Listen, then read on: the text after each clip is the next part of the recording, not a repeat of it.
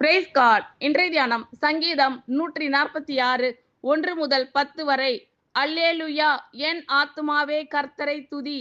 நான் உயிரோடு இருக்கும் மட்டும் கர்த்தரை துதிப்பேன். நான் உள்ளளவும் என் தேவனை கீர்த்தனம் பண்ணுவேன். பிரபுக்களையும் ரட்சிக்க திராணி இல்லாத மனு புத்திரனையும் நம்பாதேயுங்கள். அவனுடைய ஆவி பிரியும், அவன் தன் மண்ணுக்கு திரும்புவான். அந்நாளிலே அவன் யோசனைகள் அழிந்து போம். யாக்கோபின் தேவனை தன் துணையாக கொண்டிருந்து தன் தேவனாகிய கர்த்தர் மேல் நம்பிக்கையை வைக்கிறவன் பாக்கியவான். அவர் வானத்தையும் பூமியையும் சமுத்திரத்தையும் அவைகளில் உள்ள யாவையும் உண்டாக்கினவர்.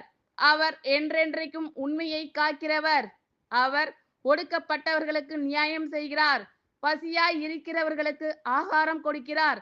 கட்டுண்டவர்களை கர்த்தர் விடுதலையாக்குகிறார். குருடரின் கண்களை கர்த்தர் திறக்கிறார்.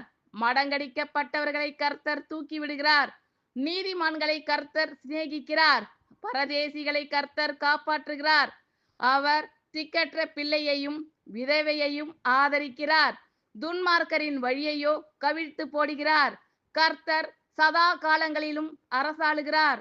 சீயோனே, உன் தேவன் தலைமுறை தலைமுறையாகவும் ராஜரீகம் பண்ணுகிறார். அல்லேலூயா.